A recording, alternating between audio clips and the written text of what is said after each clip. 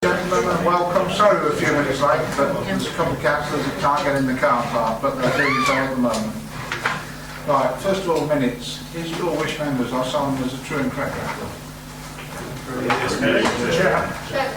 I haven't seen the version that's in front of you, but I did raise several minutes. I am aware of that. Councillor Lomax was missed from the attendance list, and on application 0079 at Crick, Councillor Kenrici said it would be unreasonable to hold events on both a Saturday and a Sunday, not all either or. Okay. You're happy with that, Councillor Ritchie? I am, thank you. The rest of the committee happy that that was what said? Yeah. So you agree the minutes now then, with that modification? Okay.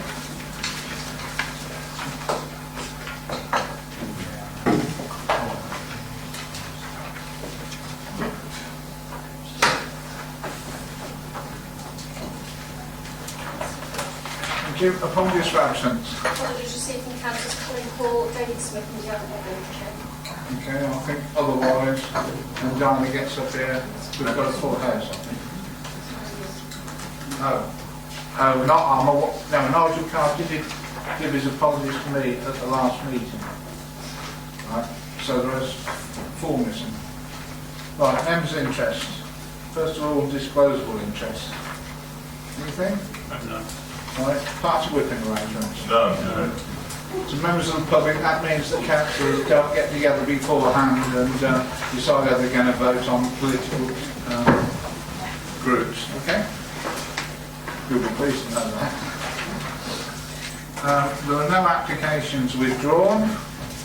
There's a bit of housekeeping to tell you. First of all, members, the majors in time is 79%. Now, it's been 86 for ages and ages and ages. It's still really the same, but it's over a slightly different period. It's over a 13-month period instead of the 2-year period. So it's a restart again. The appeals is still 6%, so we're still okay.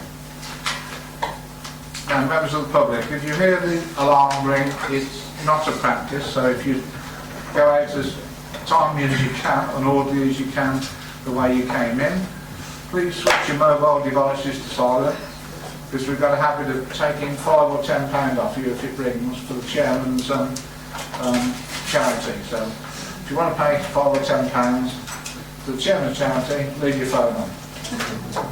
The proceedings are being recorded, so speakers will have 3 minutes. After that you'll hear a tone and be asked to wind up. And that is the only opportunity for the public to speak, so please don't interrupt in the rest of the debate. No, I'm sure you're not going to, but don't clap, cheer, hiss, boo, or stand up and wave your arms during the meeting. It puts other people off. And you'll see people along here talking during the time that one of you is talking. It looks awfully bad manners. It's the only way we can get an answer to what you're saying by the time you've finished what you're saying. Okay? So, I've given you a update on performance. That's it. We go straight to the first application then. Thanks, Chairman. Which is Happy South.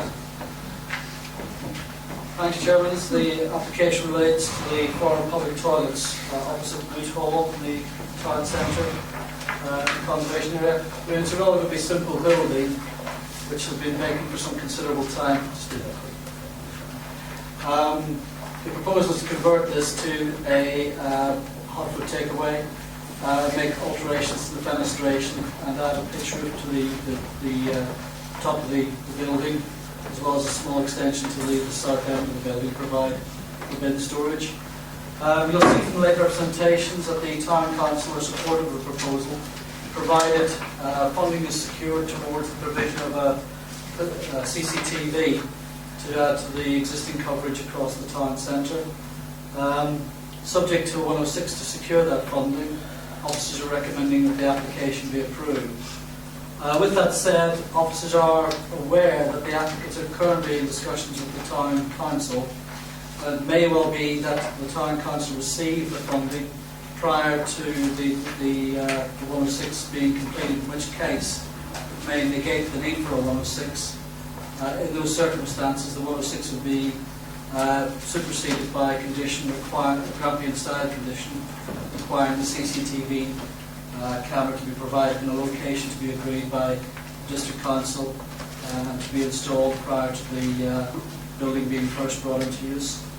Nothing else to add, Chairman, to otherwise what's in the report. Thank you, Aaron. Right, Abbey Sayers. Anybody from Abbey Sayers? Councillor, I know there'll be one. Over to you. Thank you, Chair. Yeah, I think I've got to be in support of this application. It's a redundant building that's sitting there in the town centre, and it certainly needs something. Be welcome if something is actually done with it.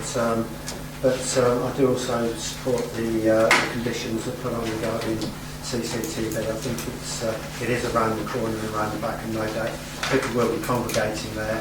I think it'd be a good addition to the town if we do actually get that, especially in the current climate, and I think it can only help us. So I am supportive of this application. Thank you, Councillor. Is that a proposal? I propose that it's accepted. Okay, do we have a seconder? Thank you. Do you wish to speak? Anybody else wish to speak? If not, we've got a proposal that the application is approved, which has been seconded. All those in favour, please show.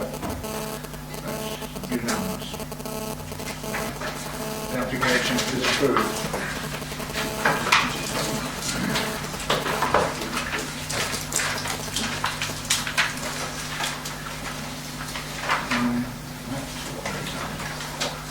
Right, the next two applications are Crick. It says Crick Yard off Lilbourne. We're going to take them both together. So the presentation from the officers will be on both of them. The speaker, I will allow double the time if he needs it to give both the speech on both of them, and we will vote separately on that. But the discussion we can all discuss at the same time. Okay? Over to you, officers. Thanks, Chairman. The primary reason for both applications coming before a planning committee is that under the existing delegations, scheme officers do not have the ability to enter the council into Section 106 agreement, which will be required of this application. In all other respects, in terms of design, siting, etc., the proposal is judged to be acceptable. The reason I say that is that both applications should be seen in the context of the development consent order that was granted by the Secretary of State for Transport, or effectively what's known as Daventry, the nationally important infrastructure development that will take place. Just a little bit there. As you can see on the top left-hand corner, it extends along the M1, between the M1 and the A5, as far as Lilbourne. So in that context, that's what the applications will be seen as. In granting the development consent order, the Secretary of State imposed certain parameters, which this application complies with the exception of the ground area. So in terms of height, both applications comply with the parameters set by the Secretary of State. In terms of design and appearance, it is in accordance with the design guide approved by the Secretary of State. The only difference between this and what was approved by the development consent order is the floor area of the two buildings when combined. When combined, both buildings would exceed the parameters for Zone E, as approved by the development consent order, by 1,855 square metres, which is 0.25% of the total floor area granted by Daventry. So in that context, this is a fairly minor, albeit technical, movement of departure from the development consent order, and really is the purpose of these two particular planning applications. So in that regard, the concerns raised by the parish councils have already been considered under the development consent order, and they've been considered under this application in terms of consultations with the Environment Agency, Highways England, the Wildlife Trust, and other statutory consultees. And whilst we acknowledge the concerns of the parish councils who took part in the development consent order examination, these are matters that have already been previously considered and dealt with. DERF 3 represents a departure in terms of the design from the established format on the remainder of DERF, primarily because building technologies have changed. So it allows for a bit of variation in terms of the design and appearance of buildings. And again, that's something that was considered as part of the design brief approved under the development consent order. With that in mind, the recommendation is to approve the applications, both applications, but subject to a Section 106 agreement which has been submitted by the applicants to effectively tie in these planning applications to the obligations set out under the development consent order and approved by the Secretary of State. With that, Chairman, I've got nothing else to add. Thank you, Eamon. We have a speaker, Mr. Daniel. If you'd like to speak on both, you can have two at a time should you need it. Thank you very much. Okay. Chair, thank you very much for the opportunity to speak. I speak in support of the planning applications for both Zoney Plot 1 and Zoney Plot 2 developments at DERF 3. Proposals for Zoney Plot 1 and Plot 2 relate to the development of B8 warehousing within the DERF 3 development area. The warehousing proposed is a constituent part of a wider strategic rail freight terminal and warehousing complex, consistent with the development consent order for the DERF 3 development. The construction and occupation of the warehousing will contribute to the wider benefits of significant new employment and economic growth in the local area. Whilst applications are made to accommodate minor changes to the parameters set out by the approved development consent order, the design of the proposal reflects the language of the approved design guide in terms of scale, configuration and necessary arrangements, landscaping and accessibility. The development proposed is consistent with a very comprehensive evaluation undertaken of the wider DERF 3 development when the development consent order was approved in 2014, and will equally positively contribute to the overall objectives of DERF 3. All the considerations raised as part of the planning applications have been thoroughly evaluated with the necessary mitigation provided for. Now, as before, the proposals are consistent with the policies of the development plan and national policy considerations and constitute sustainable development. The proposals will make a very positive contribution to the approved DCO scheme, and I therefore ask that members view this applications favourably. Thank you. Two local members, which one of you is going first? Lady first, Councillor Lawrence. Thank you, Chairman. There's very little I want to say. I support the parish councils where they've made their comments about this. I do want to say two things, however, which aren't necessarily material to the application, but I'm afraid I'm going to be like the former councillor Wendy Amos in actually banging on about a particular issue which I think is very important and is being ignored, and that is the A5, which is highly dangerous. And Highways England is not taking, nor is the NCC taking enough cognizance of the dangers of that road. There is reference in Milbourne Parish Council's comments on the crossroads. The way in which that is going to be dealt with by Highways England is not satisfactory. There is plenty of room on both sides of the A5 for it to be widened and to be made into a dual carriageway. At Magna Park, this is in fact what's happening, and they're going to have roundabouts, and I see no reason why this should not happen at this very point. Don't forget, we've got 6,200 houses coming opposite this particular development, and that is going to make a big difference. At the moment, the air quality sometimes reaches the maximum level acceptable. What's going to happen when we have 12,000 cars coming from Rugby Sue onto the A5, and what's going to happen to the dangers on the A5? I'm sorry, but I don't think it's satisfactory, and I wish somebody would do something about it. It's not material to this application, but I'm going to bang on about it every time I have the opportunity. The other thing I want to say is about the bus. There is reference in one of the applications to the fact that there's going to be a bus provided for DERF, for the workers. Excellent. Except, do you know why or how this bus is going to be provided? I'll tell you. By taking it away from Olney Park in my ward, there is now no bus at all, and also taking away the same bus from Willoughby and Granborough in Warwickshire. That bus has been removed so that the money can go into Daventry. Do you think that's fair? I don't. Thank you. Thank you, Councillor. Councillor Robinson.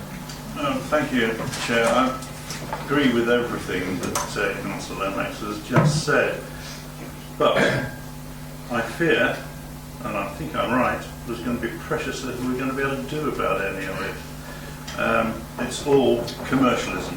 This whole development, including the thing that's over the county boundary, is turning the area into a new town.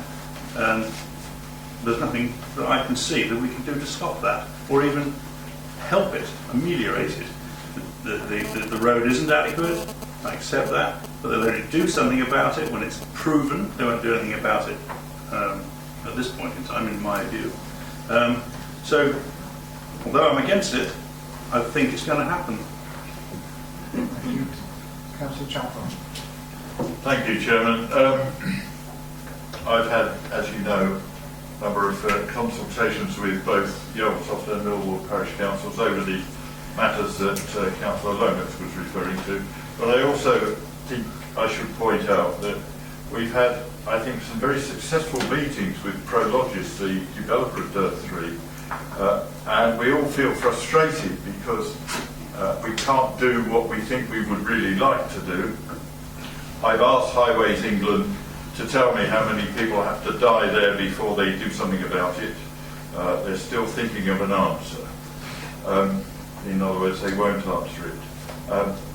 There is provision in the details of this application and the conditions for some works to be done in an attempt to alleviate some of the problems at these, particularly the two crossings on the A5.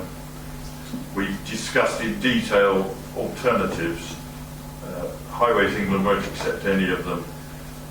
So I think it's right that we should keep this on the agenda. But as far as these applications are concerned, Chairman, I see no reason to vote against them because I can't see that the actual development of DERF 3 is going to contribute more than we expected it to the issues that we've been referring to. And I would be quite happy to propose that we accept the applications. Do you have a second? Councillor Frenchman.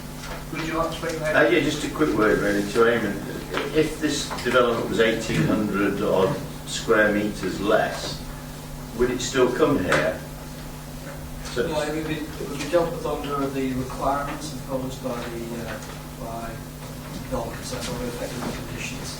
So in effect there's no material planning grounds for objecting to it because we can't object to an extra 1,800.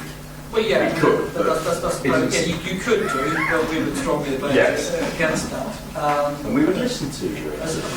But the Constitution does set out a set of procedures for dealing with the requirement submissions. But invariably, those requirement submissions primarily are meant to adhere to the parameters set by the VCO. So it's, you have very little grounds to sort of even go against the requirement submissions, other than they are providing or allowing the local planning authority the opportunity to comment on much more detailed aspects of the development. My second query, if I may, Chair, is that listening to what Councillor Lomax says, I would assume that the Rugby Sue would have some Section 106 agreement with regard to those junctions on the A5, would it? Well, again, if I may, Chairman, I'm not party to the Rugby Sue because that was part of the Borough Council's decision-making process. Clearly, when the development consent order was considered by the Secretary of State, the submissions took account of both the Rugby Sue and DERF 3 on the road network, motorways and the A5, and other local highways. Those submissions were subject to scrutiny by Highways England or Highways Agency at the time, the other local highway authorities and the Secretary of State for Transport. Part of the proposals involved mitigation works and obligations towards providing traffic calming and traffic improvements to mitigate the impact of the development on the highway network, including quite considerable sums of money towards local improvements and even unforeseen improvements that may have resulted as a result of unforeseen circumstances because of the development. Thank you very much. Councillor Patchett. Thank you, Chairman. In particular, it's condition 10 that concerns me on page 39. Now, of all of the highways work that is proposed here, the Lilbourne Crossroads, as Councillor Walters, many of the colleagues here have said, it would be, in my view, the most important one. And what concerns me is that we've seen these conditions before where the works are promised and then they don't happen until sometime never after the building's been occupied. And I think in particular condition 10 should be reworded so that the works are done ASAP and indeed long before the building is due to be occupied rather than sometime afterwards as we've seen before in the past. Again, through you, Chairman, that condition is repeating the requirements of the development consent order. It's simply it's putting in place what the Secretary of State has already put in place. To change or alter that condition, the applicants would have the right to appeal against that. As I say, it is simply there and recommended by the highways in themselves in respect to the current application. Well, I mean, conditions have to be reasonable and fair, and I think that it's reasonable and fair to expect those conditions to be adhered to before occupation, rather than sometime after, as others should are more or less important, shall we say. The difficulty against Patchett is this, that the DCO, the Development Consent Order, is a material consideration. So we've got to weigh that material consideration of what is in the DCO against your proposal. And unfortunately it comes from the Secretary of State for Transport, and there is a risk that that will weigh heavily against your proposal. Well, the proposal is that they do what it says on the tin. They don't let it lapse and make you're going beyond what it says on the tin. I think, Chair. Not really, no. Hold on a second. Maria. If I might respond to a previous question, this illustrative master plan does actually show this is the Daventry on the right, and what you see in front of you is the road layout as approved. The edge of the left of that site, and the main part of that drawing is rugby sustainable neighbourhood extension. So there, it does appear to have the road layout is not approved. There's a number of roundabouts proposed as part of the A5 in terms of breaking up and reducing the speeds as well of traffic along the A5. I mean, it's a matter that's been considered under the development consent order. It's an issue that's considered as part of this application. But forgive me if are you saying you're proposing to amend the condition, or are you simply saying the condition should be adhered to?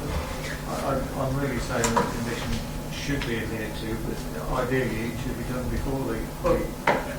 To answer that, then, if it weren't adhered to, there are two aspects that providers would need to respond to, which would be the potential of the local planning authority to take action, but equally also the potential of the Secretary of State to take action, because breaches, as I understand of the DCO, can be regarded as a criminal offence, but all sort of relate back to Simon to confirm that. My understanding is potentially the DCO is a much more serious matter, and breaches of the DCO obviously call upon the weight of the Secretary of State.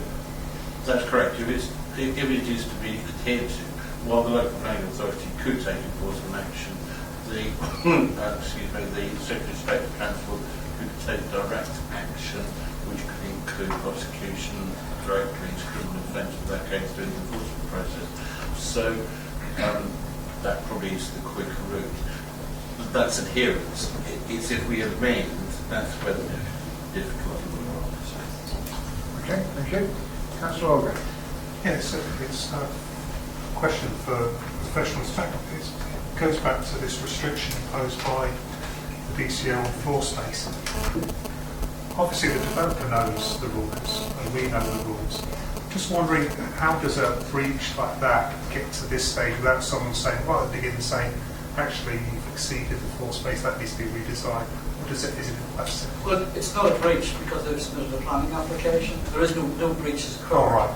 What Prologis have decided, they could in theory pursue either one of these buildings under the DCO because that would entirely be within. Prologis seeks and has in the past sought to work actively with parish councils, with the local community, with the local planning authority, and its decision has been to submit 2 planning applications up front to say these are the buildings. The reason why we're submitting both applications is to allow you as a local planning authority to consider this on its planning merits. There's also obviously another pragmatic way, is that the planning process is probably quicker than getting a variation of the development consent order. And this is a matter that the inspector considered quite seriously under the examination, was the ability of the applicants to switch from the planning regime to the development consent regime. And that's what he's allowed, because unlike other nationally important infrastructure projects like airports or power stations or whatever, this is a development that's responding to the market. So what you see on the illustrative plan may not necessarily be what happens on the ground. They respond to who wants the plots, etc. And the ability to go from the planning regime to the DCO regime provides that degree of flexibility. But the assurance is that as a local planning authority, we have the ability to consider it on its planning merits. So if we feel that it's departing too far from parameters or is unacceptable in any other way, we could refuse the application. Our view at the moment is, for the sake of what's before you, there are not any grounds for refusing the planning permission. So any restriction on floor space is purely a template, which can be negotiated presumably either way, as long as it's not extreme. Is that how we yeah, go back to the floor plan of dirt. Yeah, that one. That's a document that was approved as part of the development consent order. You'll see it's split up into a series of plots, zones. Within each of those zones, there are quite specific floor area restrictions. And for Zone A, the actual development consent order allows for a certain floor area, but a maximum number of units. And the maximum number of units was 3. But the floor, so you've got 2 units here. But the floor area is slightly over the parameter. Okay, thank you. Yeah, that gives me Okay. Councillor Wesley. Yes, thank you, Chair. For me, this is all a little bit frustrating, as again, because I think most of us seem to be supportive of a development which is hopefully going to enhance growth and employment and etc. etc. But there's various things surrounding it which are a little bit difficult, and they sort of seem relatively minor. And it seems to me we're actually being asked to approve something which is outside the original planning permission, but then being told that we can't make a minor change to the condition, i.e. bring it slightly forward. It seems to me there's a bit of a payoff there. If we're going to say yes to one, we should maybe have to say, what about ask the developer to actually look at doing the other prior to its completion. But the other subject, it seems everything that we're a little bit concerned about here surrounds traffic, and we've also heard. I'd just like to take up the bus thing that Councillor Lomax raised. We're talking about traffic flows here and mitigating it, and if that is correct, that the bus service is to be provided for this site, but is taking away a bus service from another site, that's giving nothing to the local area, nothing to the district, nothing to anybody. It's just sort of paying lip service to this particular plan. And if there's anything that we could do on that, I'd like to see it done, because it would mitigate traffic and it would actually help our local constituents in getting to their work, and those people that will be avoiding the cars and the bikes and everything else that will be causing any difficulties on the way. So I'd like to ask, is there anything that we can do on that? Well, I can't comment on the the issue that Councillor Lomax has raised. In respect to this application, the application basically provides for a recommendation to approve the application subject to the obligations set out on the Development Centre. Those obligations include a whole raft of measures, travel plans to promote other sustainable modes of transport to and from the site, including enhanced bus services, etc. So in terms of mitigating the impact of this development, all of those provisions have already been taken into account as part of the Development Centre order, and they are binding. What we're saying is that they will be binding upon these planning applications. In terms of these planning applications, they have been subject to the normal planning process. They've been subject to consultations with the relevant statutory consultants, including the Highway Authority, Highways England, the Environment Agency, and none have raised any objections to the applications subject to the conditions set out in the report. Going back to the condition issue, my understanding is Councillor Patrick wasn't suggesting a change to the condition, he was simply querying what happens in the event the condition is not complied with. And that again is a matter for the future. I can't sort of gaze into the future. What we can sort of guess is that there is quite a heavy hammer in any breach of the Development Centre order that the Secretary of State can deal with, and there's enforcement proceedings that the Council consider if they can consider whether or not it's expedient to pursue that in terms of any breach of planning conditions. Go ahead. Councillor Ritchie. If I might just provide some clarification. I mean, it may be that a service is being a commercial bus service is being withdrawn from one part of the district at the same time as a funded bus service is being brought in to support Daventry. But it certainly wouldn't be the fact that the Secretary of State or Prologis or anyone else will have ordered a bus service to move from there to there. They might be happening at the same time, but they're separate events. Okay, thank you. Councillor Ritchie. Thank you, Chair. My concern is a slightly different one. I remember way back in, it was either 1997 or it might have been towards the end of 1996, I was given a little briefing and a tour of what was to be the dirt site. It was a session with, I can't remember the gentleman's name, but he was the person who was overall in charge of the dirt development. It was still at the time that they were putting down rail tracks and was starting on the first buildings. But he was full of assurances that quite soon we would reach the stage where passing through dirt, he wouldn't really be that conscious of warehouses. There would be so many trees around that they would all be fully camouflaged. Well, it seems almost ludicrous thinking back with that, just 20 years. 20 years is quite long enough to get trees to grow to a decent height. And yet, it strikes me that what we're being asked to approve to do this evening is something that economically is, yes, it is necessary. We've got to have it. But it is ugly. And just as ugly as most of the other things that we have put on the dirt site. I just wonder if there's nothing more that we can do to require the developer to make this a little bit gentler in its appearance. I note that the references on page 34 to existing vegetation being retained. Well, I mean there's not that much vegetation there, to start with. It says we're reinforced. Can we not really insist that somewhere around there there are bits of landscaping that have got decent sort of strips of trees, of forest, just to cover it up. Let nature come into it a little bit more than it has done at the moment.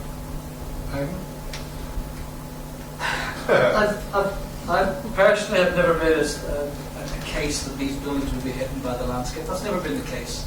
It wasn't assurance. These buildings will not simply be hidden by tree planting. But what we have said in part of the design guides for DIRF 1, DIRF 2, and indeed DIRF 3, is to create a softening effect on the edges. Because by their very nature, they're big buildings. Because people here all shop on the internet. People all want their stuff quickly the next day. And this is the way that it gets to you the next day. There's no getting away from that. So these buildings are what they are, so they'll never be hidden by the landscaping. The landscape scheme is a very comprehensive landscaping scheme. They're quite deep, sort of provision for landscape strips to the A5 frontage. All of that has been part and parcel of the design guide accepted by the under the development consent order. There is no breach of that. And what I would say to you is that the development consent order is a significant material consideration. And given that the landscaping now before the council is in accord with that, I cannot see reasons for withholding or refusing planning permission based on concerns about the landscaping. It doesn't look a lot, given the scale of the buildings and the plot ratios, but it is quite significant depths, 15, 20, 30 metres depth of landscaping strip along the A5 frontage and also within the estate itself. Can I ask you, I mean, clearly you can't hide buildings of that height and of that size, but I can't think of anywhere else in dirt where you could point to a building where there is anything that I would consider as adequate in terms of having a little bit of greenery, something that is clearly parkland or something that, you know, that is natural around about it. And I just wonder if there is nothing that you can point to. Is there absolutely nothing that we can do? Are we simply going to allow this bit of countryside to be covered in large boxes? The simple answer is the development consent order established that Dirt 3 was an nationally important piece of strategic infrastructure, and the Secretary of State approved that. In approving that, the Secretary of State scrutinised every aspect of the development, from its visual impact, potentially, to heritage, to ecology, to the impact of the local highway network, flood risk, etc., etc., etc., and deemed the proposal to be acceptable in the national interest. Part and parcel of what you don't actually see on that, in terms of ecology and landscaping, Dirt Prologis have actually signed up to the provision of what's called billboard meadows. There's quite a huge tract of new landscaping, lakes, ecology enhancement, biodiversity enhancement opportunities. And they're working in partnership with the Wildlife Trust along the northern side of Dirt that actually provides a community enhancement, a community opportunity that doesn't presently exist. I mean, yes, the purpose of Lilmore Meadows is to mitigate again the impact of the development. It's not going to hide it, but it's going to provide an enhanced biodiversity opportunity in terms of local wildlife, which doesn't simply exist there at the moment in terms of how significant it is. This actually provides a more enhanced opportunity. So yes, there is an impact of the development. There's no quibbling about that. But in terms of trying to mitigate its impact and provide for a good standard of development, the design guide sets out quite strong parameters in terms of securing landscaping. Also, the design technologies have changed since the original DRS. You don't want to get box-type development. Some people have a view of these, but the borrow vaulted roofs add a softening impact in terms of rather than having simple square boxes. And that's what Prologis are aiming to do in terms of promoting a variation of design along the A5 frontage and within Dirt itself, the Dirt 3 development itself.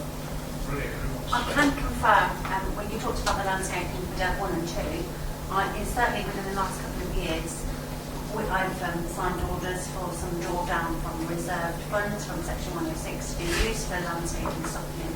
There was a large pot of money for that to address issues as they arose, so screening,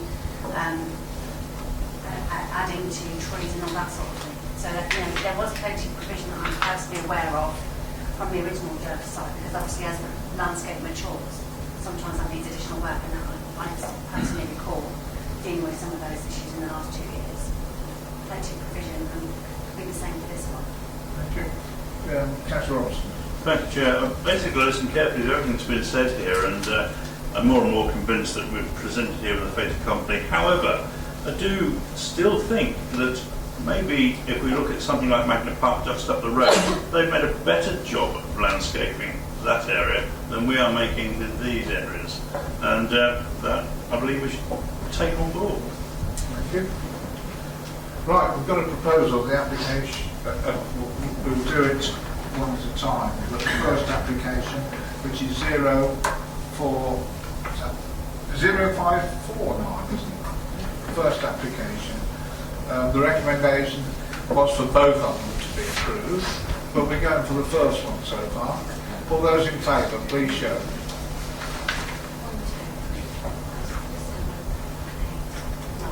Right, that's 9-4. The application, the first one is approved. Now the second one. So it should have a first again. Voted against. First again. We didn't register, we voted against. Who voted against? Nobody voted against. You didn't ask. No, you didn't ask. No, No, I didn't ask because I thought it's only 9. 3 people. No, there's 10. I So beg there your are pardon. any abstainers? Those And against? abstention. Okay, sorry about that. I do see you now. So 9-1, the application is approved. Now the second one, again, there's the proposal that it be approved, which is 0550. All those in favour, please show. 1, 2, 3, 4, 5, 6, 7, 8, 9. Those against? Right, just 9 this time, 1 abstention. So that application is approved. So both applications are approved. Thank you.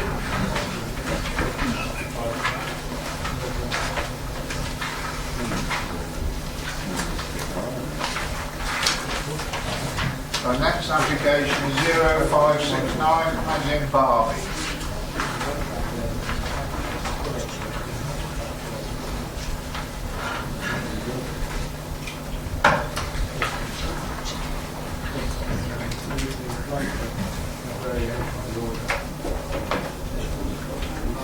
Again, I think for members' benefit, Barbie Marina, those who know just last to the south of Rugby, it was approved on appeal by a planning inspector some time ago. As part of that approval, it included a facilities building, which is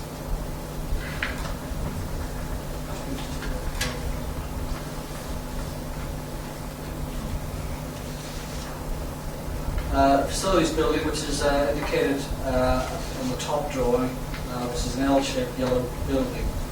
Primarily 2-storey with a single-storey western range to it.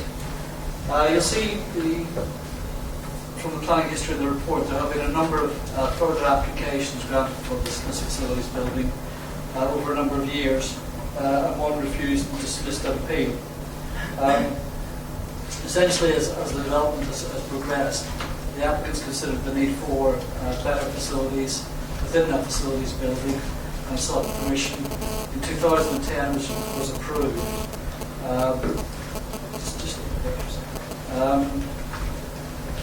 A subsequent application for a much larger facility was refused by the council and dismissed on appeal. The 4 floor plans that you've got there, the top left-hand one is the floor plan of the building as originally approved on appeal, which can be implemented given that that is an extant permission. Below that is a permission that was given in 2010, again for a slightly larger facilities building, which was approved by the council, although not built and not implemented. And I understand that permission has now since expired. The top right-hand floor plan is the floor plan of the building that was refused by the council in 2015 and dismissed on appeal. And the bottom one is the one that's currently before committee, which has reduced again the floor area. We've kept this format on these comparative drawings, and we'll move through the elevations. But essentially, the issue here is whether or not the proposal before committee tonight actually deals with or addresses the concerns of the inspector in dismissing the appeal in 2015. That appeal was dismissed primarily on the grounds that the inspector felt the building being proposed was unduly dominant and would detract from the setting of the nearby canal conservation area and the rural locality in general. In our view, the changes now proposed under the current scheme would actually reduce the size of the building, and there's a table at the top of page 65 which sets out a comparison with what was approved on appeal, what was dismissed on appeal, and what's now currently before committee. Just roll for the elevations. So in terms of the elevations, again, the red one is the one that was dismissed on appeal. It's quite a substantial building. The one below that is what's currently proposed. What's proposed is a reduction in ridge height and also an introduction of much more variations in fenestrations, etc., to actually bring it back closer to what was allowed in the P and also what was approved previously under the 2010 permission. In our view, as officers, we judge the proposal to be acceptable. Now, it has, although not going back to the original P decision, has sought to address the concerns of the inspector in dismissing the previous appeal. And of course, we're recommending the application be approved, Chairman. Thank you, Eamon. We have two speakers. Get the piece of paper right. Right, Mr. Blizzard from the Parish Council. Yes, thanks very much. I'm here to stand behind the Derby and Army Parish Council's decision to object to this development. Largely our objections make reference to the Derby and Army neighbourhood plan. And we were looking at the recommendation to approve from Daventry District Council. There was a paragraph in there which concerned us a little bit. It said, it should be noted that the neighbourhood plan is currently unadopted, and until such time, little weight should be afforded to the document. This, I think, is incorrect. The National Planning Policy Framework, paragraph 216, tells us exactly what criteria should be used when judging the weight afforded to an emerging neighbourhood plan. There are three criteria it specifies. Number one, the stage of preparation. The neighbourhood plan for Derby and Army is at referendum stage. It's about as mature a document as you could possibly hope for without it actually being made. The referendum's at the end of next month. Number two is the extent to which there are unresolved objections. There aren't any unresolved objections in the plan. And thirdly, the degree of consistency of policies to the neighbourhood in the NPPF. Well, the neighbourhood plan for Derby and Army has been accepted by Daventry District Council itself, and it's been through an examination as well. So it's very consistent to the policies of the NPPF. As such, I think we should then look at what we have in front of us now. I'm going to pick out two policies in particular that are contravened by this development. They basically relate to the scale, form, detailing material, and setting and the sense of place. It's basically a big old building in the middle in an isolated and very rural setting. And so we have contravention there. And then BOD2, which is the design development, protecting and enhancing the local landscape and character of use, which clearly a building of this magnitude does not.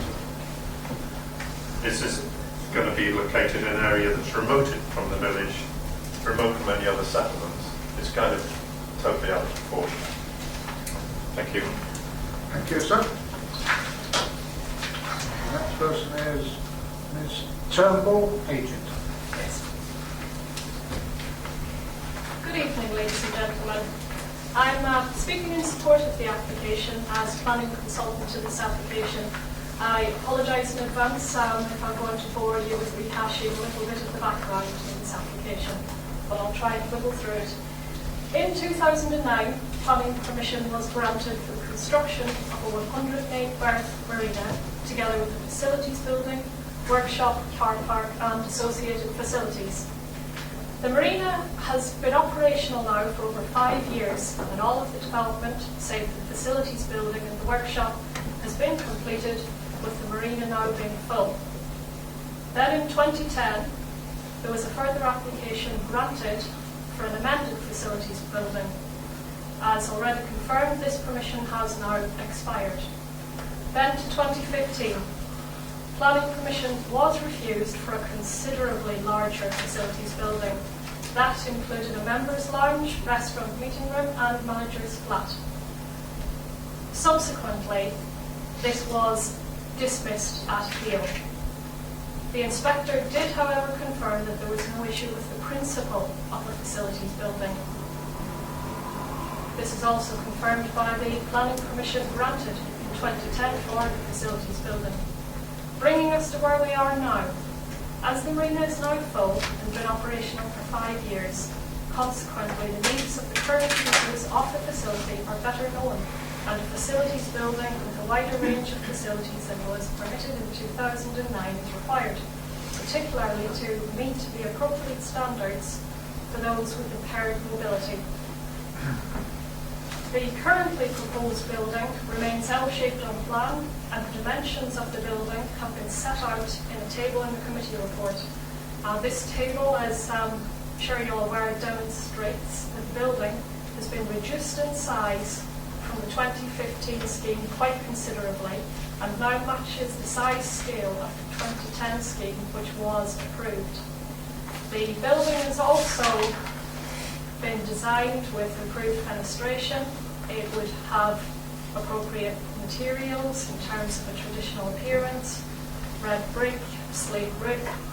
And to conclude, I would ask that members look favourably on the application, and I do believe that this is a jewel in the crown of the district. The marina is something to be proud of. Thank you. Thank you. Two local members again. I'm sure it's ladies first again. Councillor Lomax. Thank you, Chairman.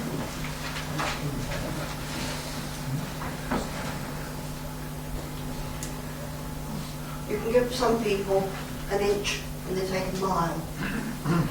And I think this is what we are facing here. This marina was given permission, 108 berths, non-residential. Unfortunately, it's already becoming residential.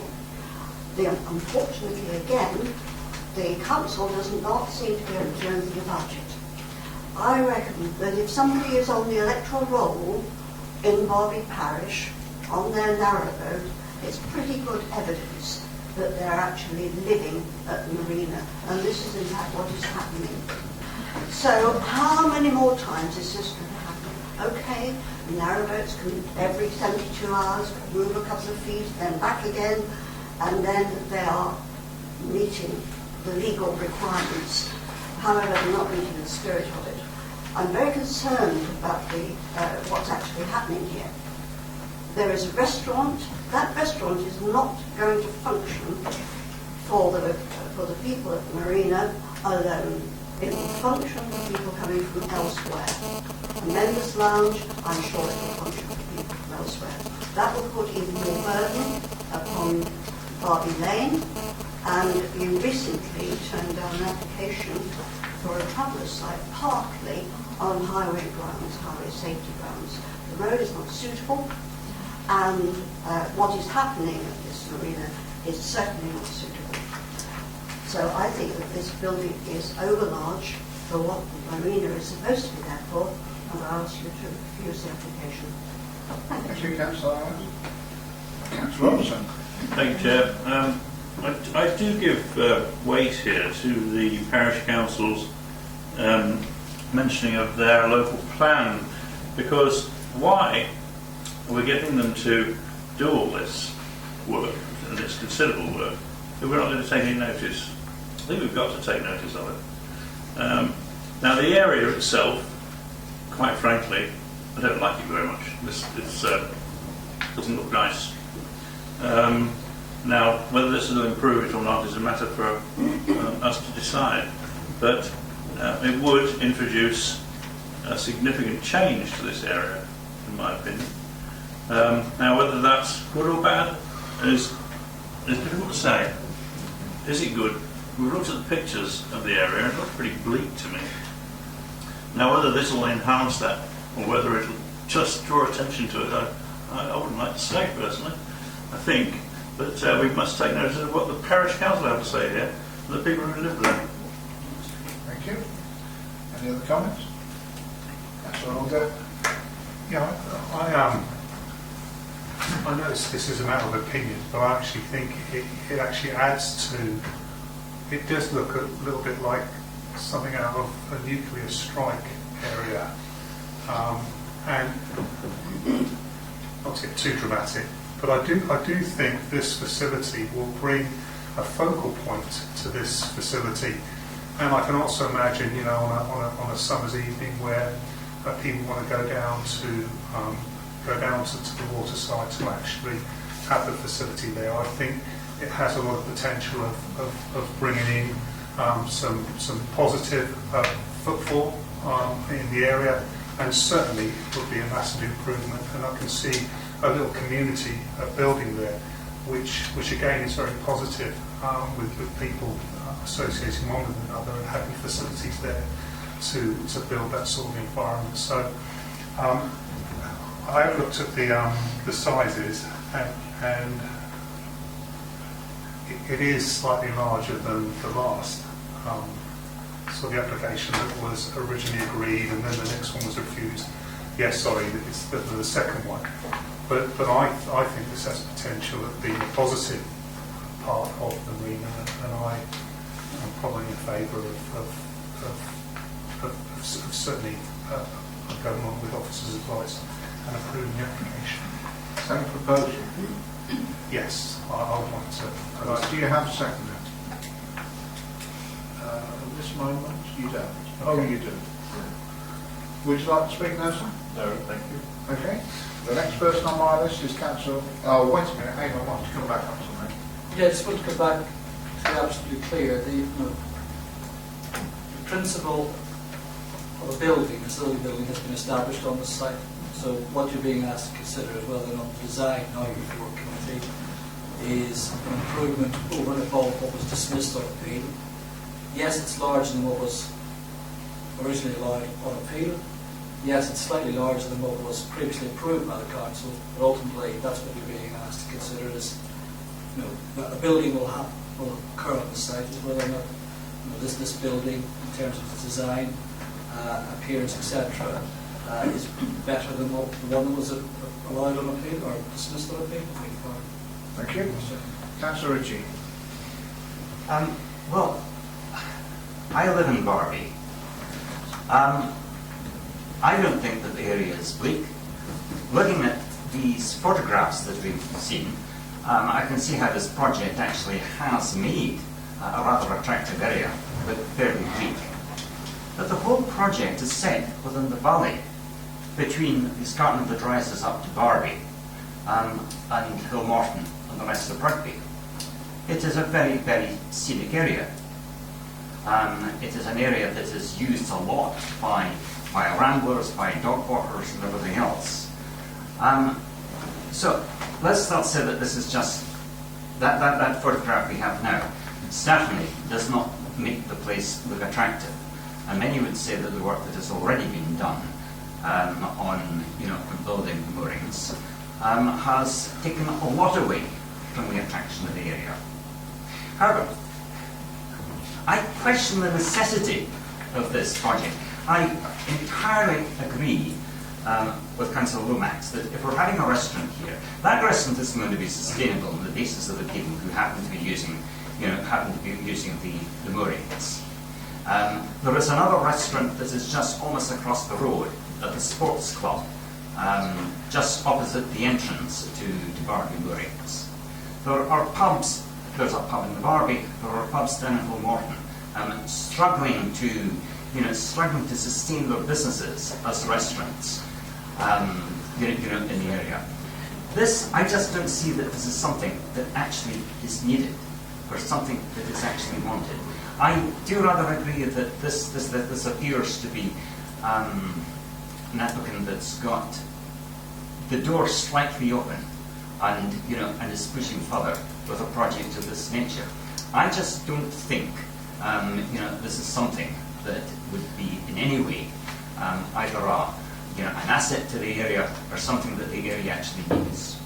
But I think that the main reason that I am against this is that the referendum on Barbie's plan is being held. I can't remember the date, but it's in a matter of weeks. I think that if we were to approve this, within weeks of people in Barbie having the opportunity to vote on their plan, we'd be putting up our two fingers to them. I think it would be absolutely awful.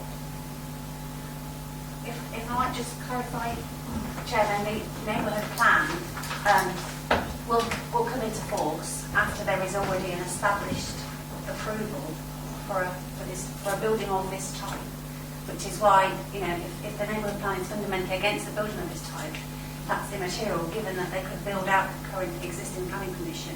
So what we're considering tonight is purely this application in the context of, the emerging neighbourhood plan doesn't have a great bearing given that this is already an approved site for building. It's 2 stories from the side facing the canal, which is why we've got these photographs.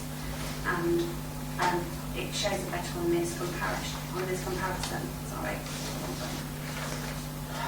And you can see that that's from the other side, on the side away from the canal. It's a single-story building. So it That does, does not it does change my fit view. into the landscape. I just wanted to make that point, that which was one of the issues, I believe, on the appeal that we refused. Again, through you, Chairman, you cannot get away from the fact that planning permission exists for building on the site. So the issue of need, in my view, should not be revisited because it isn't established. It is a hard to implement permission in that the marina is built, it's operational, but it continues obviously under construction. The applicants are asking the council to consider a revision to the facilities building. Previous application has been approved by the council for a larger facilities building. A further application has been refused by the council, dismissed. The application before you is an application that the applicants have submitted on the basis that they want to address the reasons given by the inspector, which dealt solely with issues of mass and design and impact on the conservation area. To introduce new reasons for refusal, in my view, would be difficult to substantiate and appeal. The council is perfectly entitled to consider the impact of this development on the conservation area and decide whether that impact is as bad as that was dismissed on appeal. Perfectly entitled to do that. To introduce other reasons for refusal, in my view, I would advise caution. That said, obviously, if the council refuses the application and the neighbourhood plan is subsequently adopted, then people are perfectly at liberty, and the council is perfectly at liberty to refer the inspection to the status of that plan and any policies that might be relevant in that plan in support of its reason for refusal. Should it decide to refuse permission? Chair, I'd be grateful for clarification. My understanding, and tell me if I'm wrong, is that because although planning application was in the past given for a building, for facilities, for services on the site, because no action was taken at the time, and that application has now expired in time, our starting point now is that there is no planning application. There may be history, but at the moment there is no permission to build. Sorry, through you, Chairman, that is incorrect. The original appeal decision, the top left-hand drawing shows the building that was approved on appeal. The drawing below that shows the permission that was given by the council for a larger facilities building, which is now expired. That application cannot be implemented. The one in the top left-hand corner can be implemented. And what you're being asked to decide is whether or not the changes proposed between it, the building that was allowed on appeal, and the one in the bottom right-hand corner, are so significant, so bad as to warrant refusing permission. Officer's view is that the proposed design addresses the concerns and issues raised by the inspector, and that we are minded to recommend the application for approval. Members are entitled to come to a different view. Next speaker is Councillor Thatcher. Yeah, thank you, Chairman. Well, I think as far as the scale and design is concerned, I think it's a much better design and scale than the appeal, although it is bigger than the original. Having said that, the downside to all this, I'll refer members to the third paragraph on page 66, where we have an introduction of a new element to the application, which is the manager's plan, which is introducing residential permission to the site. Now, it states in the papers that the introduction of this element will be in breach of policy R1G, which of course it is because it's introducing a residential element to the site. And really, when I read the reasons for considering the introduction of this residential being that for security reasons, I mean, you've got 108 berths. I mean, why wouldn't the manager live on one of the narrow boats? You know, why does he need to live in the building? Or she needs to live in the building? So, as far as introducing new reasons for refusal, if you introduce a new element to an application, then you're entitled to introduce a new reason for refusal should the committee consider that the application is in breach of policy R1. But I'll stop there and get that answer. Thanks, Chairman. The simple answer to that is that the manager's flat was included in the 2 area commissions, including the one dismissed on appeal. The reasons for refusal that the council gave did not refer to the issue of the principal of the manager's flat. So therefore, again, I would advise caution in introducing that as a reason for holding permission in respect to this current application. And again, I should point out that, I mean, you know, we can have views about whether or not there's a need for someone to live there, etc. The MPPF also recognises the need for people to live in the countryside, rural workers, etc. The marina is where it is. It was allowed on appeal. Obviously, the applicants feel the need to have a manager's flat on that, but that was something that was part and parcel of the previous application. Okay, Councillor French. Thank you very much, Chair. I mean, this just reminds me slightly of the crick one where we're just talking about an element of volume, I think. And I do think that, bearing in mind that they're going to build something, whether we like the new one or not, there's so little difference that it's hardly worth arguing about. And the fact that we spent probably half an hour, 40 minutes talking about it just seems a complete waste of time. But that's democracy for you. My only comment, which actually I hadn't realised until Councillor Patchett brought it up, but can we have some sort of tie on the accommodation that it can't be sold separately, or, you know, there is a condition, is there? I'm just trying to look. Yeah, condition 5, facilities building hereby approved, including the management of children use for purposes and sort of. I see, thank you. So that's why I'm happy to second this, which I think they did. It's already been seconded. Councillor Osborne. My points have been answered actually, but I would just like to say I'm not happy with it. But basically, we have our arms tied behind our back because, you know, there's not much we can do with it.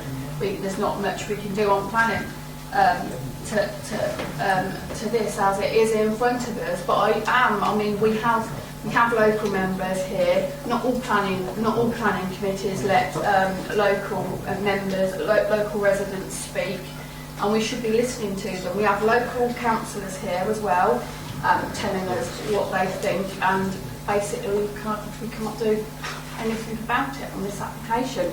So, you know, I definitely will not be voting for this because I don't think, you know, I don't think that it enhances, preserves or anything the character of the area. I agree about the restaurant, you know, how is it going to survive, and yeah, just don't agree with it. Thank you. Thank you. Councillor Owen Swift. Yes, thank you, Chairman. I have listened to the debate. Catherine Lomax spoke very with passion about the issue. Unfortunately, a couple of the points were not planning.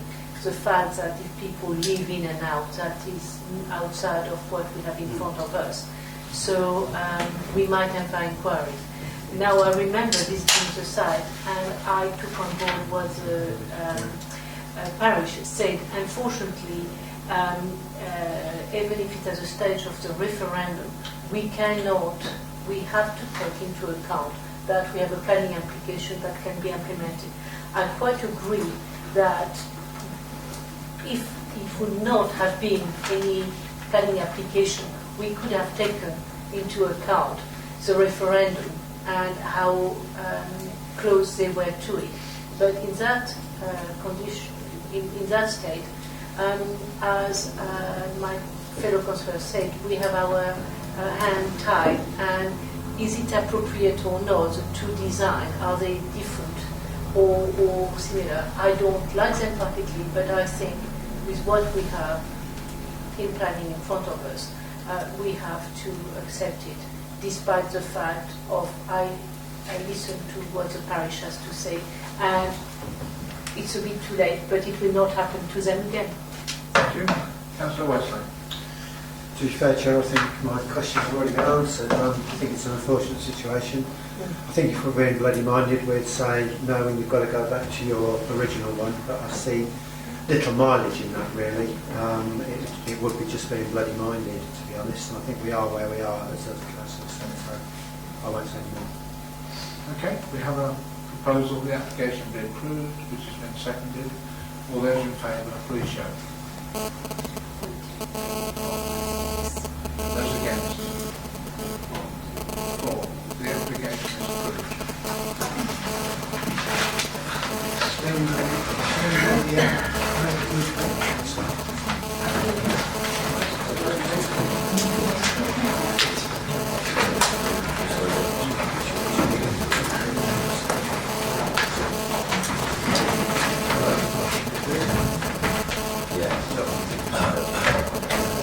Application is in Wilton, and the number is 0585. The year is 2016. Thank you, Chair. This is an application for a replacement of a double garage with a part 2-storey, part single-storey extension on the end of the property there. It doesn't go any nearer to the adjacent property than the existing garden wall. Although it does actually look large, it is a fairly large property on a large plot. There's also a proposal to build a replacement garage at either end of the plot, which we'll hopefully have to show you on the plan shortly. There we go. So as you see there at the top, it shows you where the extension is going to go on the end. Probably better actually zoomed out and give them around because you're losing it. It's too much. Obviously, to its context here. I'll take you back to where it was, to be honest. But basically, that's showing you that it's going to be building, and then they're putting a gable frontage on the 2-storey part of the proposed extension to break up frontage. But I say it's not your clearest drawing. You've got an isometric sketch there as well to help you see what it's going to look like. I think the important thing, as I say, is to say that it is replacing the existing 2-storey garage. There is something there already, and that's the photographs taken showing the gap from the neighbours. What property the adjacent neighbour who I believe is one of the objectors to the proposal. Overall, we don't think it causes any particular harm in terms of adverse impact on the street scene. We don't think it's out of character, particularly the property or the locality.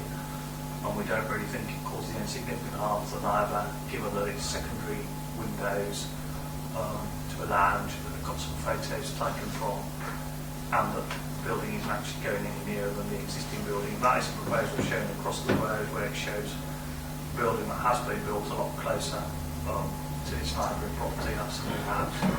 The other thing to point out, just again, you can see from the site plan and a lot of the photographs as well, the neighbouring property actually lies to the south of the proposed extension, so effectively it's always going to be, the sun's always going to be to the south. It isn't going to block any sunlight to the neighbouring property. Thank you, Chairman. Thank you, Keith. We have 2 speakers. First of all, Mr. Brayley is against the application. Thank you, yes. I live at number 7 Langton Rise, and I've been asked to speak on behalf of the objectors, and Mr. Manning, whose property at number 2 Langton Rise is most seriously impacted by the proposed extension. There's an aerial photograph which shows you how close looks currently. The layout is as agreed by previous planners to be low density, and with each property afforded substantial privacy due to open spaces between the plots. If you'll take a look at the second photograph, which shows the garages to be demolished, and also the front of number 2 Langton Rise, you have to imagine that in place of the single-storey garage will be a huge 2-storey extension at the same height of the existing house roof, and also coming forward by at least 2.4 metres from the front wall of the existing garage. There'll be a single-storey extension to the right. The effect of this is clear when you see the photograph, which is the view from the lounge window of number 2 Langton Rise, as it is currently, and show the effects of having a property set forward as far as the plant pot, which you can just see to the rear of that photograph. The construction will overshadow number 2 Langton Rise, creating a loss of outlook, loss of skyline, and it will affect their privacy. It will bring the proposed living accommodation some 6 metres closer to number 2 than at present, and will leave only 16 feet between the side door of number 1 and the lounge wall and windows of number 2. This really is a massive extension, equivalent in size to a small house, and will effectively create a second dwelling on the site. The front elevation will be closer to the road and directly look out onto number 7 Langton Rise. The rear elevation will overlook the garden of number 2 and again have a serious impact on their privacy. When the whole structure with the new garages is considered, it will dominate the entrance to the close and it will be completely out of character with the remaining properties. Although some of the other houses have been altered and extended, the significant point is that most of this building work has been completed to the rear of the properties and does not dominate or overlook a neighbouring property.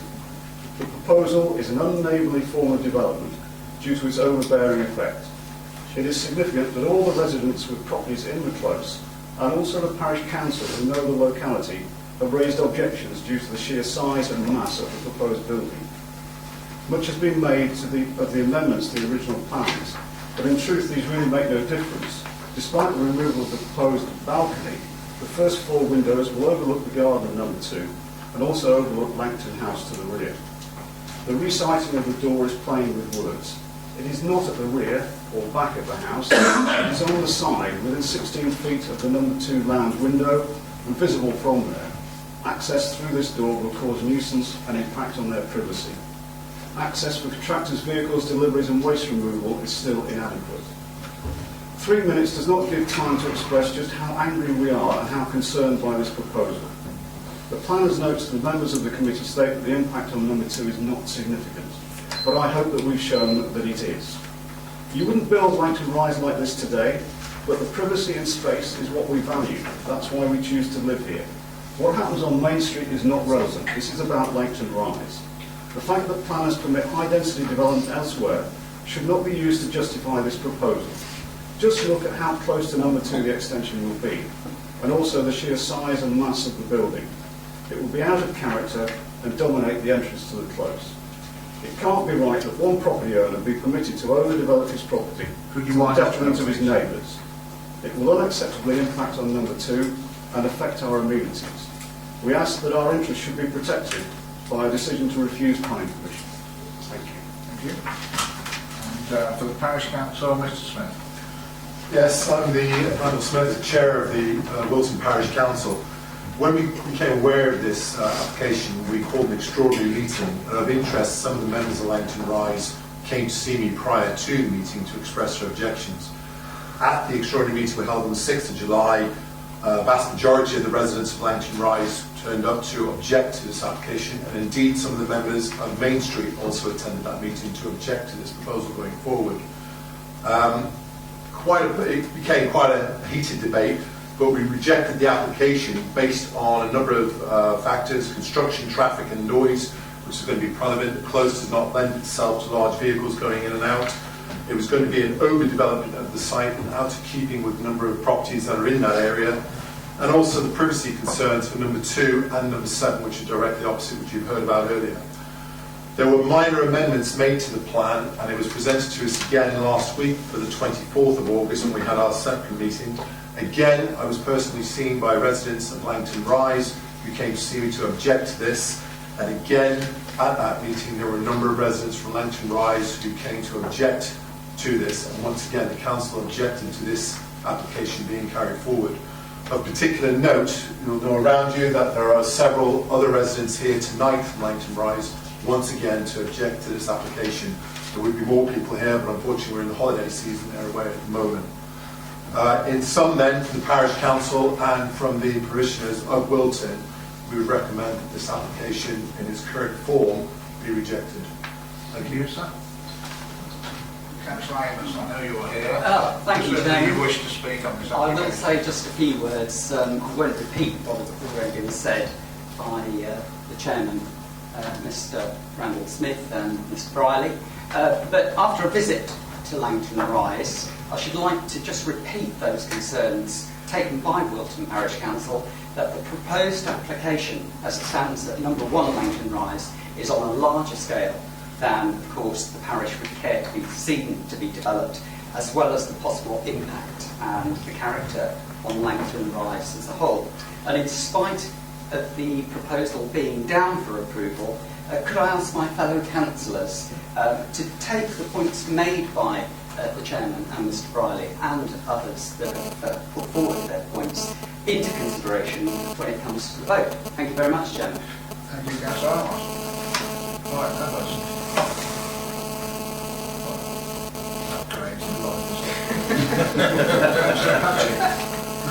Thank you, Chairman. I mean, looking at it, you can see the aspect of the parish presenting, and the aerial photographs are very interesting. I mean, to me, looking at it, I think that the addition of the single story on the end, on top of the two-story extension, does seem a little bit over the top to my mind. And the other thing is, do we apply the 22-metre rule in this particular case? The parish says that it's 16 metres. It's a side elevation basically, so there is no rule really. It's going no closer to the house than the existing side gable wall.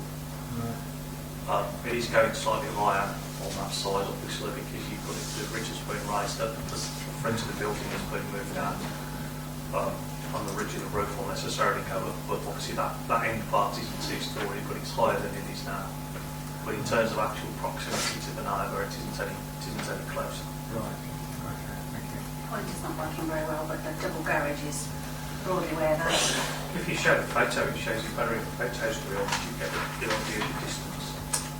If there was a particularly good photo that somebody showed you, that will, so basically that gable wall stays where it is, it just gets a bit higher. Yeah, so there's one that's straight on that one. Nice on the back. Well, it's helpful to see in relation to the neighbour, to be fair, because that's obviously the question that's put out. Yeah, that shows you go back, that shows you the neighbour. So basically that in the gable wall there. Yeah, it's going to go higher up, and it's going to go like that on that path, and it goes along like this. And then it goes to the full height, the 2-storey height. So that actual wall won't go any closer to the neighbour, it'll just get a bit higher. Okay. Councillor Osborne. Okay, that's actually answered my question, Mr. Chairman. Thank you. Anybody else wish to take part in the discussion? No. Okay. So can somebody give me a proposal? I'll helpfully do that, Chairman. Councillor Chandler. I propose that we accept officers' advice and approve the application. Okay, and you say you second it, Councillor Patchett. If no one else wishes to speak, we have a proposal that's been seconded, the application be approved. All those in favour, please show.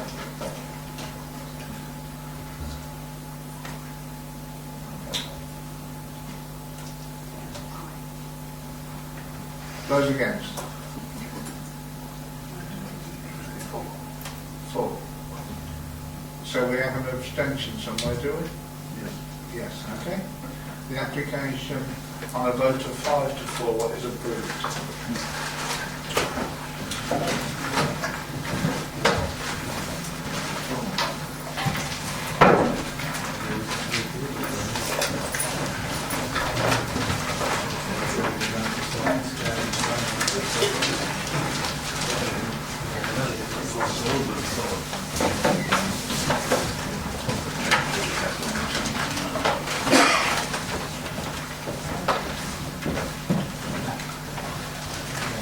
Next application is in Yelverton, or just outside of Lonely Road. And the application number is 0613. Thank you, Chairman. Midfield Lane, it's called, lies to the east side of Yelverton, and the application site is off Midfield Lane. The lane itself is not adopted by the Highway Authority. In fact, there's some doubt as to whether it is actually highway land, although I think it belongs. It is a right of way. As you can see, just on the application, as you can see, it provides access to the village allotment gardens leading to the south of the area outlined in red, and eventually to the canal itself, crossing the canal via one of the bridges. The lane is quite it's an odd-made lane, etc. The application site is a field that currently is being used for the keeping of horses. We understand the applicants purchased half the field, or taken on half the field, and wishes to move an existing stable building down into the half which is taken on board, and create a hard standing and new access onto the lane to provide access as the sole access to the field at the northern end of the site. In planning terms, the site lies in a special landscape area. There is advice on resisting such development in such areas. In our view, given the nature of the proposal, given that it's sited very close to the existing hedge, its impact on the wider landscape will be acceptable, will not detract from the special landscape area, and will not detract from the amenity of the immediate surroundings. Accordingly, we recommend the application be approved, Chairman. Thank you, Ivan. Local member, Councillor Champlin.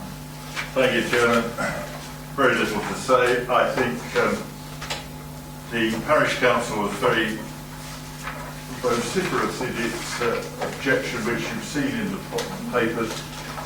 I was surprised to see that, because clearly I thought they understood better that owners of land, riparian landowners, do have right of access to their ground. They stated that no one should be allowed over it in any sort of vehicle, which is not quite right. It's a bridle way that is coincident with access to fields.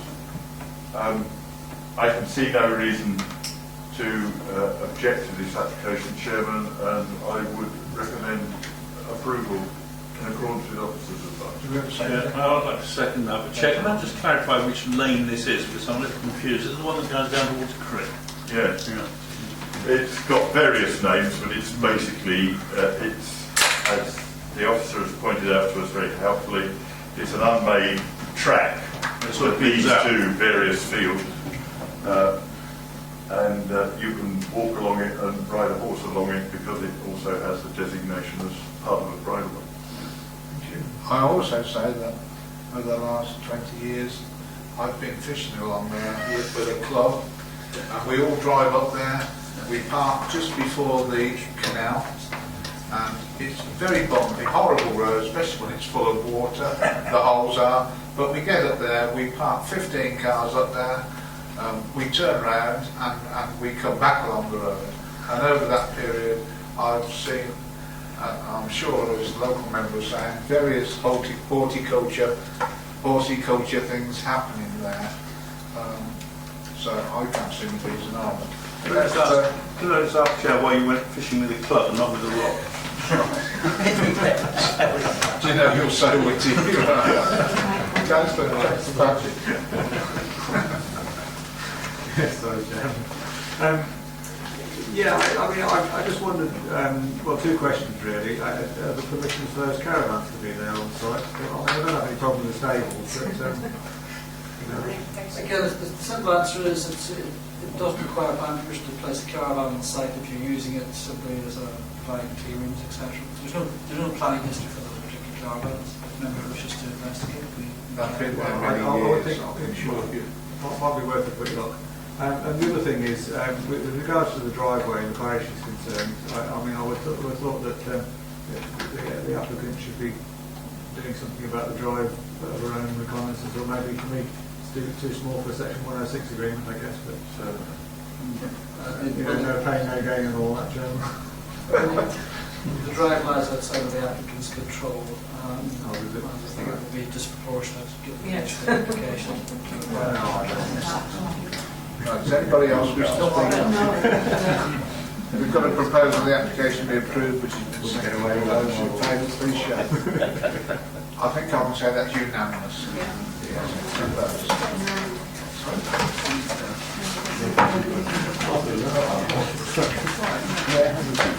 right, that application is approved. I'll come back on that.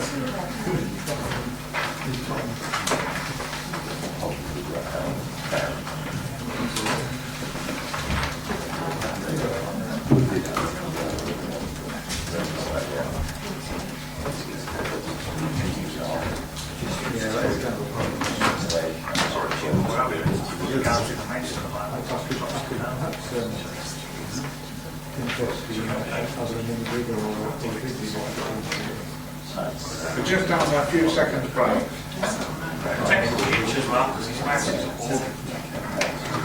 And don't forget to come back before the next application. Would it make sense to put this together with the next one? Yeah, it does. Yes. Most definitely. It's really bad. I didn't realise quite how bad it was. She's been complaining about it for a few months. So I've been under control. Honestly, it doesn't go where it wants to go. But now you know.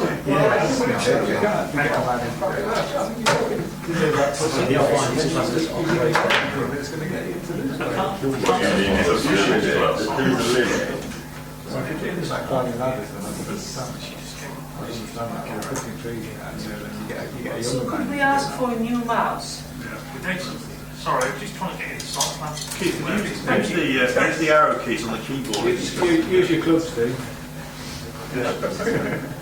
Yeah, okay, right. Sorry about that. I'll give a better one. Councillor will to come back, otherwise he won't be able to make it. He hasn't done the whole scene. Maria's left the room deliberately because this application that's right. and the next application, Forgot she knows the applicant basically to a relation of hers. So she's effectively left the room on that basis. And that's why it's actually on committee, because it's a relative of somebody that works here. Oh, I did wonder. Yes.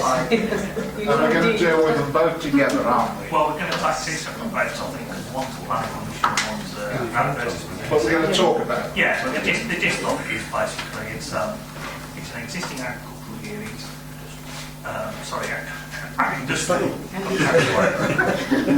Industrial unit on an industrial estate, obviously on the edge of town of Royal Oak Estate. It's at the end of the Manchester Road there, all the way in the bottom corner.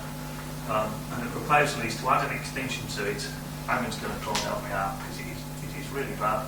The proposal is to add an extension to it. It just goes all over the screen. It doesn't go where you want it to go. It's to add an extension to it, which is similar to one that was approved 14 years ago but never got built. Try that. That's it. So that effectively shows you two elements of what's proposed. The extension, which is this part on the right-hand side, which fills in a block. And they're also squaring off, if you like, the rounded off eaves on the building at the same time. I mean, I think it's fair to say those rounded off eaves were a bit of a kind of a gimmick, and sometimes they work and sometimes they don't, so they're going back to a more traditional appearance. And that also shows you the positions of the adverts, which is what you'll see on the application, which are going to be externally illuminated. There's also a proposal, which is probably the most controversial part of it, but we can't get plans, we can't show you that. Hopefully we can. Just bear with us again. I don't know how it works, it is so bad. She says it's actually been getting worse as the months gone on. I mean, it's just got a mind of its own, it really has. It's just going all over the place, it doesn't matter. Honestly, you wouldn't believe it unless you actually used it. Anyway, let me just point to it on here. Why don't you stand up, Keith? Can you do it on this key? Keith, this way. One, we can't see over there. It's too far away. Anyway, what the proposal is to build a books. It's allergic to. That's good. Help try to get the drawings. Yeah, there we go. Proposal layout, that'll do. And what we have to stick down. Yeah. It's got a new access road. This is the extension. And there's a new access road going here between the existing building and the proposed extension. That wasn't part of the previous scheme that was approved 14 years ago. But you'll see the County Highways officer has some concerns that the road doesn't meet quite her requirements and her standards. But our view basically is, well, it's pretty well there or thereabouts in terms of width and angle it meets the main road at Manchester Way. So on that basis, we're recommending approval for the extension and the new road. And obviously for the second application, which is the illuminated adverts, assuming you approve it, we would then say, well, obviously they will want their advert signs on the building. We would recommend that you approve that as well. Thank you, Chair. Sorry about that. Is there any local member for Drayton? There isn't, is there? Right, so Councillor Osborne put the hand up first. I just wanted to say, Chairman, two things. It's lovely of NCC Highways to actually comment, considering the type of application it is, considering that the amount of larger ones that we have, and they don't comment, so that's really well done. And also it said about the Lux light 80-watt LED floodlights will be positioned to clear Sholey. Surely clear. Close Sholey. Yeah, close Sholey. You know what I mean. Does that actually? Can we actually see that on there, or do you not? Then I ask. You could do it for most words. There are signs on the drawing. You can probably just see lamps over the adverts, little lights on the drawing. Just basically yes, you have two little wiggly bits. Yeah, on the advert application, which is the next one, if you could go over, it does give you more details of the strip lights that will sit over the adverts. So they'll be downlit effectively by the strip lights. Can I say, Chairman, that I'd like to propose that we approve this application? Right, I second that. Chair, because I was about to approve it. Suggest that myself. Do you want to speak, Councillor? I need to say that basically this seems pretty non-contentious, if you like, to me, and I think we should accept advice. Thank you, Councillor Charlie. I just wanted to point out, Chairman, that I think we're all pleased to think that this unit is going to be refurbished and brought into use, and that the highways comments, I've looked at them very carefully. Yes, 84 degrees isn't 90 degrees, but it's near enough. If we were in Cornwall, it would be near enough exactly. And the other thing to say is they talk about there are three kinds of tolerance in Cornwall: near enough exactly, and exactly. The other point is about the width of it. They have stated that that's to be used for staff cars and small vans. So I think that for highways to try and insist that it's just that little bit wider because they think people might not be able to drive safely is OTT. So I'm very happy that we should go with officers as well. Thank you. I've got one more speaker, Councillor Wesley. Yeah, I think everything said now. Actually, as you say, I think it's bizarre that highways make a comment on that and concur with the other councillors. I think it's, considering the other things that go through, especially on the estate, it's that's what the officers thought, I think, as well. Okay, we have a proposal the application be approved as per officer's advice. It's been seconded. All those in favour, please show unanimous 10. Thank you very much. The application is approved. The first application. Desperately trying to see if we can actually show you the advert. No, the second application.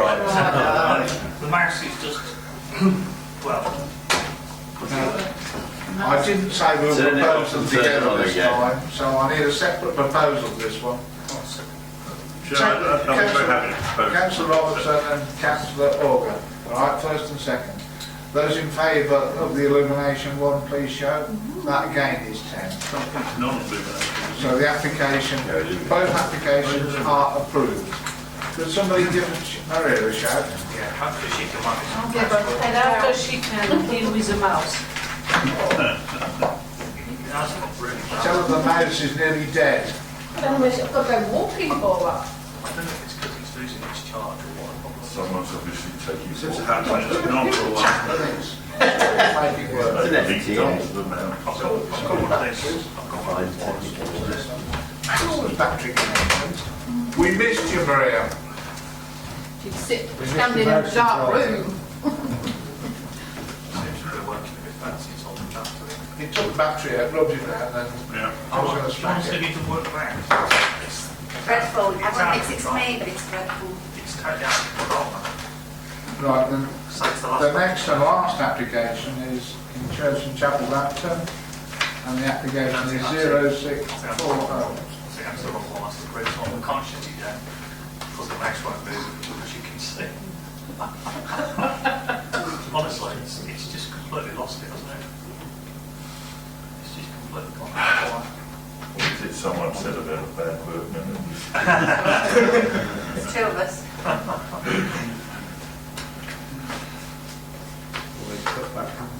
You can't get it onto the buttons, that's the problem. Once you get it there, the kick works okay. That's the previous one still, that's it. So you want that last 1640. Hopefully.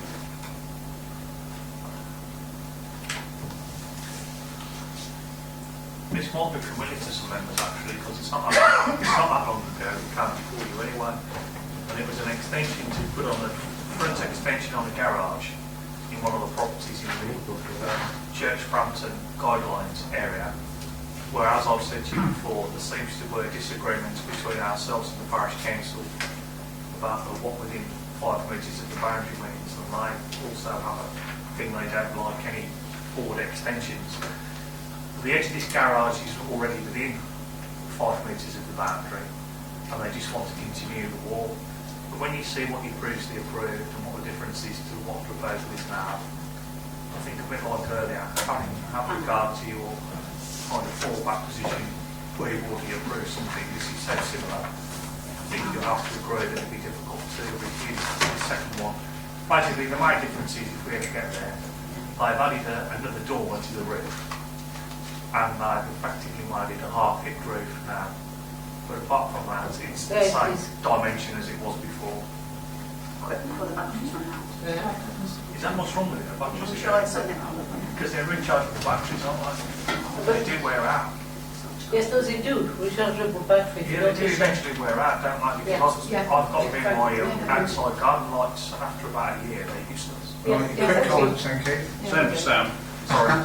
Yeah, that's it. Sorry, Chairman. So basically, the difference is, as I say, the half-hit, the additional dormer, the dimensions are the same as previously approved, just alterations to the roof that have taken the front out a little bit. Look, you see the front of the garage has now been extended out to the bottom of the drawing. If you go back to the other one there, Maria, we can do it. You'll just see, that's it. You'll see the one that's set back a bit more. The front garage doors come out a bit more, just making it that bit bigger. So rounds the roof off, effectively, or squares the roof off. But I'm saying it's similar footprint, similar appearance. I mean, part of the parish council said the same thing before when you approved it before, so I really can't see having had regard to that, but we could do anything to recommend that you approve this one as well. Thank you, Chairman. Thank you. Local member. Thank you, Chair. I've really got nothing much to say, but I would appreciate it if officers at some stage could definitively clarify in a separate document the 5 metre rule, because it causes me a lot of angst with my constituents, as it were. It is at the side rather than the front. Yeah. You, Chairman, we are currently compiling a leaflet for parishes with all sorts of rights, and I'm sure we can. I think they seem to think they've been previously specially treated with this particular proposal, not this one, but the 5 metre rule because of the houses, or I don't quite understand. Basically, what it is. When I used to go there, it was the same thing. Everyone, they used to complain that it was within 5.5 metres of the next house along. And Mr. Ban used to come along here, everyone, and oppose it. So if we could have something definitive from the archive, as well, it were. effectively, there is something definitive. It's on our website. It's the Church Frampton Design Guidelines. It is an adopted SPD from about 20 years ago. But it was always about subdividing the plots. As you know, that area is big houses in big plots. And there was pressure 25 or so years ago for people subdividing the plots. So they brought in the design guidelines to set standards for new developments, which basically meant if you had to subdivide the plot, you still had to leave a gap on either side. You never said anything about you can't go 5 metres back from the front of the plot. And that's where we differ with the parish council. They've always interpreted as 5 metres to the boundary meaning any boundary. And we've always said, no, it means to the side boundary because it's about subdividing the plot, not about a building line. And that's the difference between us, but it is the SPD that's adopted for anyone to look at on the website if they want to. But I think it would help, and it's obviously separate, as Maria's indicated, that But I have nothing to say, and I'll just listen to what other members Are you have to say. proposing? I'm not saying a word. You're not saying oh, bloody Councillor Swift, perhaps you'll say a word. No, I don't say a word. I will go with officer advice. That's a proposal. Yes, please. Thank you. Do we have a second? Yeah. Councillor Robertson, apparently, yes. Yeah. Does anybody else wish to speak? Hey, it's on the 5 metre Okay. band. We have a proposal that the application be approved, which has been seconded. All those, please show. Agreement. 1 abstention again. 9 plus 1 abstention, presumably. Thank you. That concludes the meeting. A bit later than we thought.